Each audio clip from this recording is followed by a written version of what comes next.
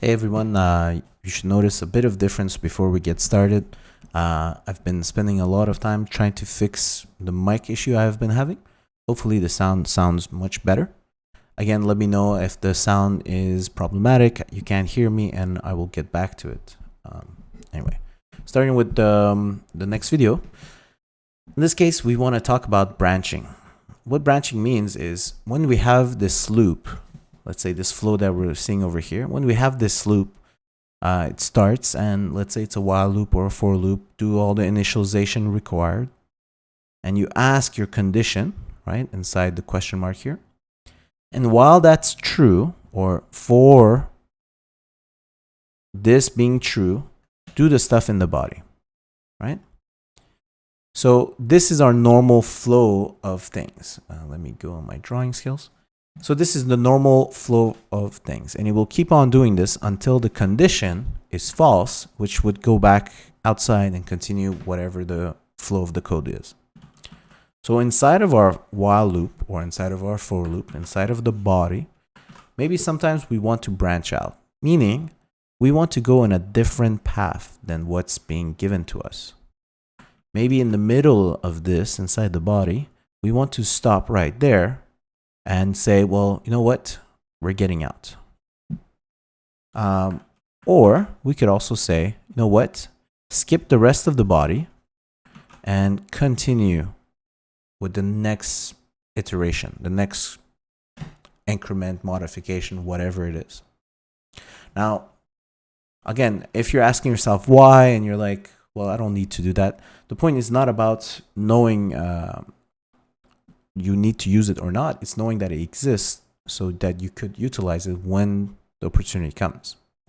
And in this case, we could think of a few reasons, let's say off the top of my head for something simple. You're going through a loop. Let's say, as an example, the teacher is grading all the grades and whatnot. And at some point, it happens that the teacher found out that the correction method is incorrect. Well, there's no reason to continue the loop for thousands of students or a few students, doesn't matter. We could just say, you know what, end that loop and get out and continue the flow, right? Remember that our applications are streamlined, basically meaning any application running, there's no pause in between to let's go and compile our code again. We made an application, the application is completely running, and it happens that sometimes we need to break the current flow based on the user, based on whatever variables that's involved, right? So how can we do this possible type of branching, possible type of changing the flow of our code to something else? With the general knowledge we currently have, let's go ahead and create two loops. Here we go. So I created myself two loops here, one a for loop and one a while loop. They're not doing anything special. All they're doing is they're printing 0 to 4. Right? Let's go ahead and run them. And they're basically the same for both of them. So you should probably see a repetition of 0 to 4, 0 to 4, and another 0 to 4, right? So the first loop and the second loop. Now, again, the loop that you're utilizing does not matter. What matters is how can we break our loop in the middle of its body, right? The body is between these two curly braces. Let's say, as an example, we take a Boolean and we consider happy. Or let's say true while that's going on. Now, how we could break our loops is by introducing new variables. This is how we currently understand. What it means by that is we're going to add more conditions. So inside here, we're going to add another condition that says, while x is less than 5 and I am happy, right? Could do that again, the same with here. Could have also made it into an or, into whatever, into a different type variable, doesn't matter. The point is, now we're relying on two conditions. And inside the body, at any moment, we could say, well, if, as an example, if x, I don't know, let's say, let's make it simple. If x if x is bigger than, let's say, 2, and x is modulus 2 is equal to 0, so it's an even number, we want to stop our application. Or let's make it odd by making it equal to 1, right? How would we do that? Well, we would make happy equal to false. Let's go ahead and do that as well inside of our while loop. And over here we utilize y just so we make sure you see difference. All right. So now when I run this application, the moment this condition happens, so the moment this condition becomes true, happy becomes false, and we're done with the loop. And you can notice that this loop is not even running because I'm utilizing the same happy, right? So the moment it's false, it's always false. So we could probably do something like this. Happy equals true. Reset the variable. Let's try it again. So you could see now, both of them are running because we reset the happy, but they're both stopping at 3. We kind of deviated from our normal loop, but this is really not that great because in the end, we made it part of the normal loop. We made it that it's going to do either one of these, and this is part of the condition. So this is normally how we would break our loop right now. But what we kind of want to do is normally have a loop or a while loop or whatever type of loop. And the condition there is the general idea for that loop. The general beginning and end. So it's kind of to make the code a bit cleaner. So the beginning, well, it's the initialization. And the end is whatever's going on here in the condition. But if we add this happy, and this happy is only involved in this mode, we're not really branching off. We're making that part of the end. And it could be good based on what you're doing. Okay? Same thing goes with our while loop. Mind you, while loop, we normally don't know the end. But again, we made it part of the end. Here, this is not the greatest example of a while loop because we have a start, an end, and a condition that could change.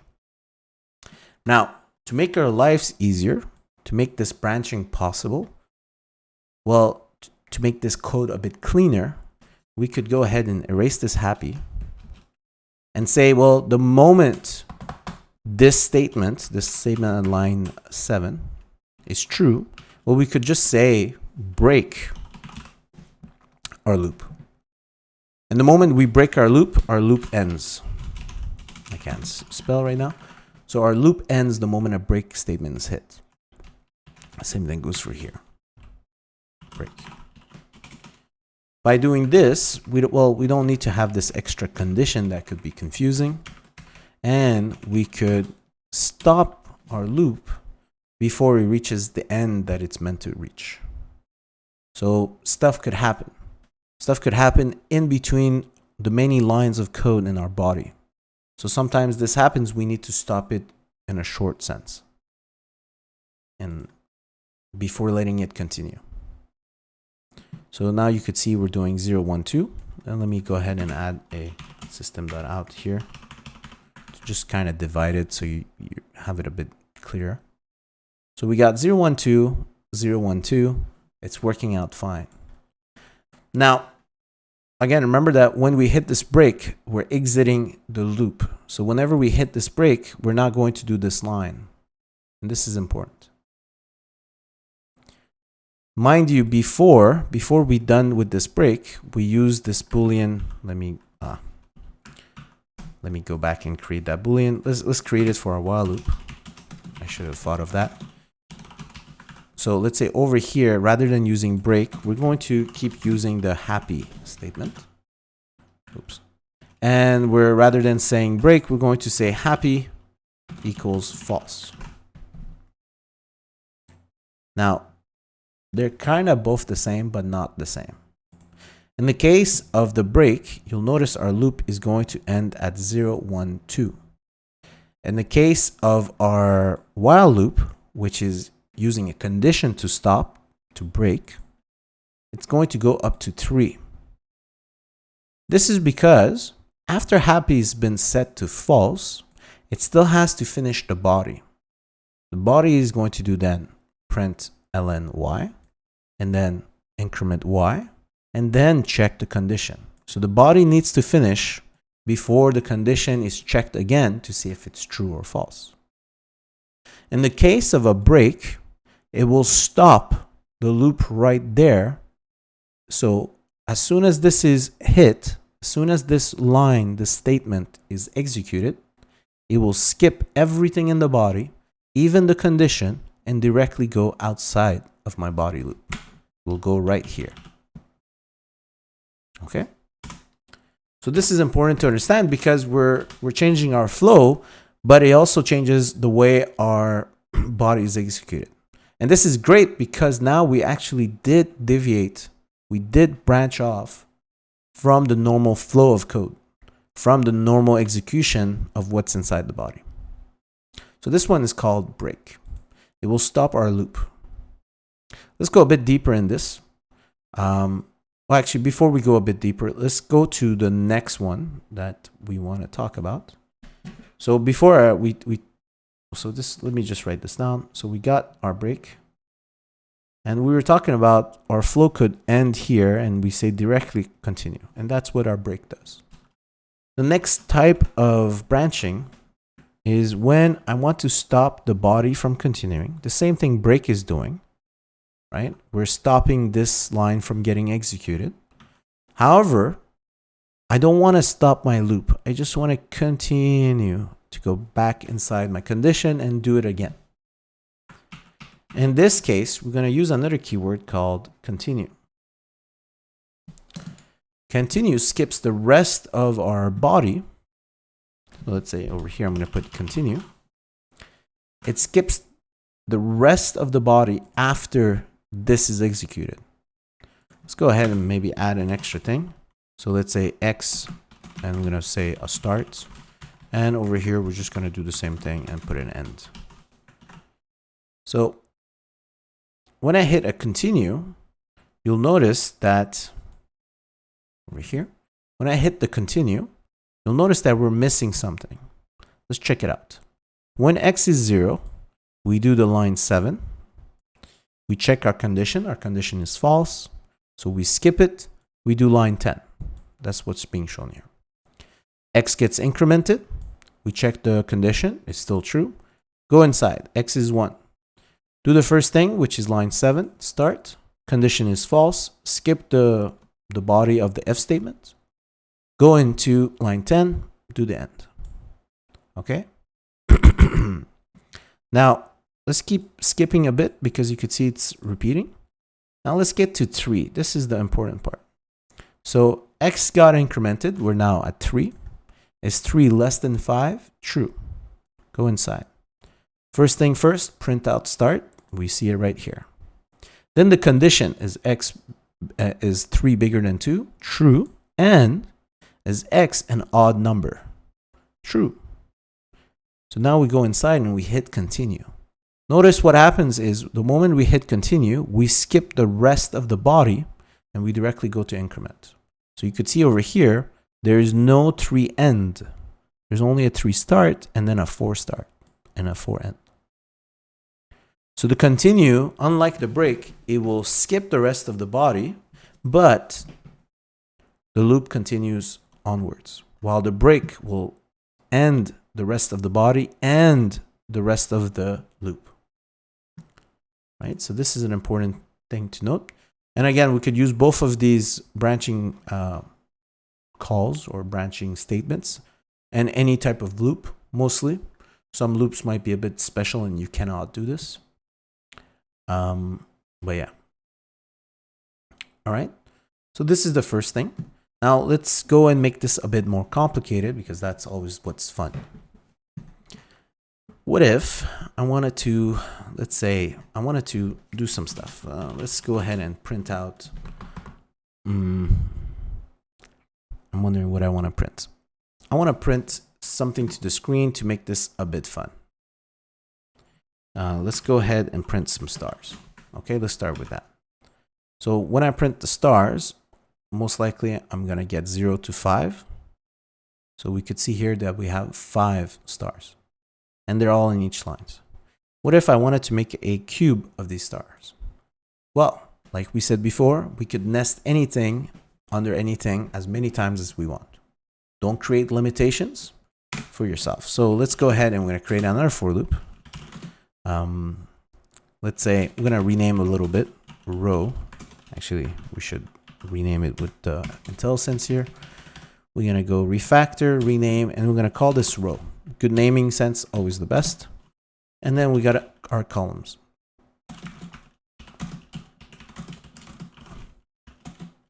And now, if I print this, mind you, we should probably put our bodies, our curly braces, it makes more sense. If I print this, well, the problem is we're going to get a lot of stars. Actually, 5 times 5, so 25 stars. That's not what we want, right? We want to make it into a square, make it something nice. So maybe I'll take off the new lines. And if I print it now, we're still going to get 25, but now it's going to go in a row, as you could see here, right? And this extra part is this line. So don't mistake this part of our loop. What we could do is to print the inner loop does its printing. And when the inner loop is finished, let's just go to the next line, right? It does one line of code at a time. So the inner loop is actually ran 5 times because it's inside the body of the outer loop. So now we should get like a big square type of format. 1, 2, 3, 4, 5. And if we go downwards, 1, 2, 3, 4, 5. So we got a 5 on 5. Mind you, with the spacing, it doesn't look like square, but it is 5 times 5. Now, what would happen if we utilize breaks and continue inside of this? Well, if we put it on the outside loop, you'll notice right away we're going to get an error saying, well, this code is never reachable. Is that really what you want? So let's just make it, let's say if row is bigger than 2. Again, it's not a smart code, but the moment we're past 2, let's not go to next line. Let's just skip and exit. So if we break the outer loop, you'll notice that what's going on here. We got 0, 1, 2, 3.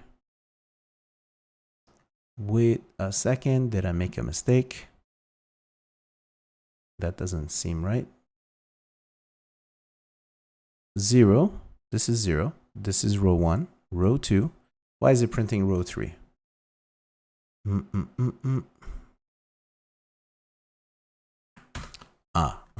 not too smart. I said bigger than 2, not equal to 2. Okay. Sorry, I just got my shot and I'm a bit groggy. Anyway, let's go back to this. So let's say when it reaches 2, we want to exit. So it just looks, oops, wrong button again. What we want to do is just to continue our code. So you could see here, we're printing at 0, at 1, at row 2. So when we put the breaks at row 2, it stops our outer loop. But what happens if I put it inside? Now this is a bit interesting. We're depending on something on the outer loop, but we put the break inside the inner loop. And in the case of when this happens, you'll notice we're still going to get multiple lines of code, but we're skipped one line, right? This code happened, but this code never happens. Because the moment we reach at row 2, we breaked the inner loop. So what I was getting here with the break and the continue is they only affect the current loop they're inside. So if you have multiple inner loops, it will affect the first one that's there and nothing underneath, outer side. So it can't go ahead and affect both of them. The inner loop and the outer loop cannot be both affected. Putting 2 breaks will not change this. Why? Well, because this break gets executed. The moment it does, well, this break will never reach. Okay, nothing will work where you could put double breaks. So what can we do to be able to exit completely both loops? Well, we're back to, we need to put some conditions. We need to put some variables or change some variables to let us know in the outer loop that our inner loop is telling us to completely break, or that our code needs to stop. So right before this break, let's say right before this break, we could say some stuff such as either we increase row to a, let's say, to a high number. And if we do that, we saw it before, it will have to reach the condition before it exits. So this line of code is still going to run. We could create a new variable. So we have to create that variable outside of the inner loop. Otherwise, it stops existing when the scope of the loop is finished. So we could create a variable here. Let's say a Boolean.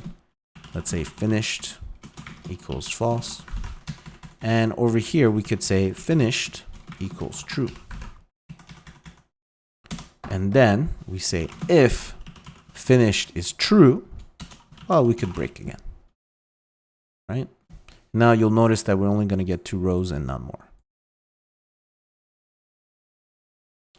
It's not the prettiest code and it's not a great example. The whole point of this part was to be able to understand that break and continue exist. And we'll have to start utilizing it to make our code a bit cleaner. And again, this is not the best or perfect examples for cleanliness, but we're going to start learning as we do more examples, samples, codes, etc. Right? Thanks, guys. I'll see you guys in the next part.